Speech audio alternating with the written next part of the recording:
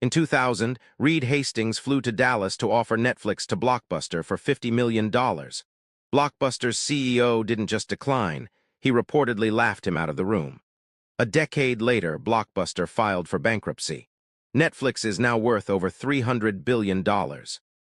Today, we'll break down the rise of Netflix, how a small DVD-by-mail startup bet its entire future on a technology that didn't exist yet, and became the company that redefined how the world watches television. In 1997, two software executives, Reed Hastings and Mark Randolph, set out to build an internet business. They didn't start with movies. They considered personalized shampoo, customized dog food, even custom baseball bats before landing on something simpler, mailing DVDs. It was a strange bet. DVDs were a brand new format. Only a small fraction of U.S. households even owned a player. And the entertainment industry already had a dominant player, Blockbuster, with over 9,000 stores worldwide and a business model built on foot traffic and late fees. Netflix launched in 1998 as a pay-per-rental service. A year later, it made its first defining move, killing late fees entirely and switching to a flat monthly subscription. It wasn't just a pricing change. It was a direct attack on the exact thing customers hated most about Blockbuster. By 2000, that bet still hadn't paid off.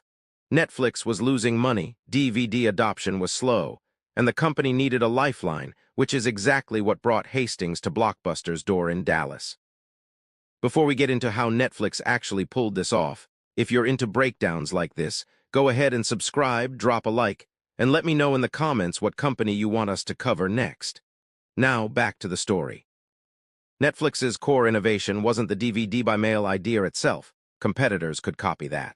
It was the business model wrapped around it.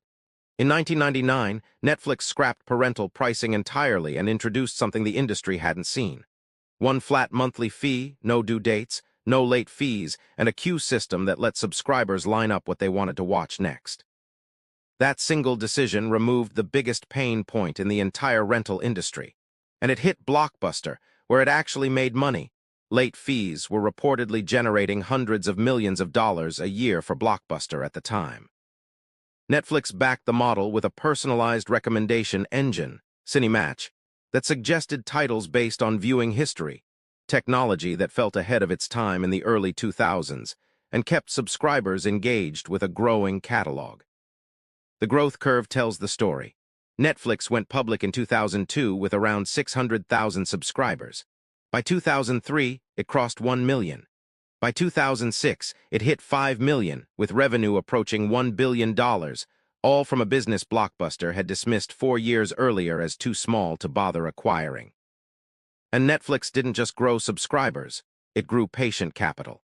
Starting in 2004, while the DVD business was still accelerating, Hastings quietly began funding a streaming R&D effort, years before the technology or the bandwidth existed to make it real. In January 2007, Netflix launched Watch Now, streaming video included free for existing subscribers, starting with a modest library of about 1,000 titles. On paper, it looked like a minor feature ad. In reality, Hastings was launching a product built to eventually replace the DVD business that was still growing, still profitable, and still funding the company. It worked, but not without a near-fatal misstep along the way. By 2011, Netflix had roughly 23 million subscribers and streaming hours had overtaken DVD shipments. Confident the future was streaming, Hastings tried to force the transition faster.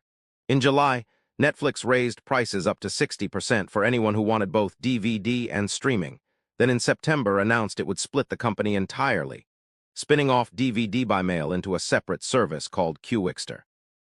Customers revolted. In the third quarter of 2011 alone, Netflix lost around 800,000 U.S. subscribers, its first subscriber decline ever. The stock, which had peaked near $300 in July, collapsed to around $77 by late October, wiping out roughly $12 billion in market value. Hastings didn't wait it out.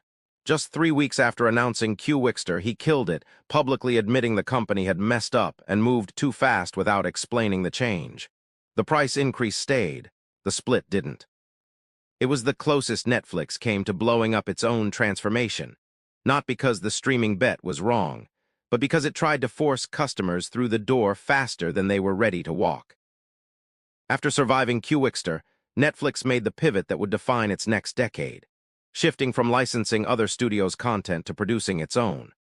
House of Cards launched in 2013 as Netflix's first original series, followed by Orange is the New Black, Stranger Things, and eventually a content budget that reached roughly $18 billion a year. The strategic logic was simple. The more Netflix depended on licensed content, the more vulnerable it was to studios building their own competing platforms. Owning the content removed that risk entirely. The DVD business, meanwhile, was allowed to fade on its own terms rather than being forced out. It kept shrinking quietly for over a decade until Netflix shipped its final disc in September 2023, 25 years after the first one went out, and 16 years after streaming had already overtaken it as the company's real business. The financial results validated the entire bet. Netflix closed 2025 with more than 325 million paid subscribers worldwide and roughly $45 billion in annual revenue.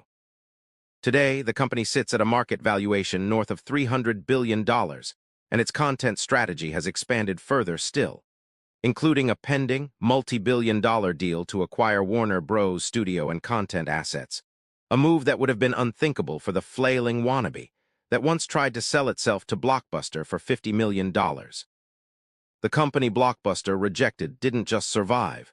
It became the standard every other media company now has to compete against. Lesson 1. Cannibalize yourself before someone else does it for you. Netflix used its profitable DVD business to fund the streaming technology that would eventually make DVDs obsolete. It's uncomfortable to invest in killing your own product line, but the alternative is waiting for a competitor to do it to you, on their timeline instead of yours. Lesson 2. Being right about the future doesn't excuse moving too fast in the present. Hastings saw the streaming shift years before it happened, but Qwikster proved that vision without patience can destroy trust overnight. The correct strategic call and the correct pace of execution are two different problems, and getting the first one right doesn't guarantee the second. Lesson 3. A fast, honest reversal can save what a slow, defensive one would lose. When Qwikster failed, Hastings killed it in 3 weeks and admitted the mistake publicly with no spin. That speed and directness, not the original decision, is what kept the crisis from becoming permanent damage. Netflix's story is proof that the biggest risk isn't cannibalizing your own business, it's refusing to.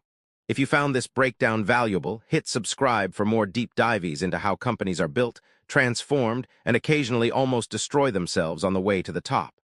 Drop a like if you want more stories like this one, and let me know in the comments. What other company should we break down next? See you in the next one.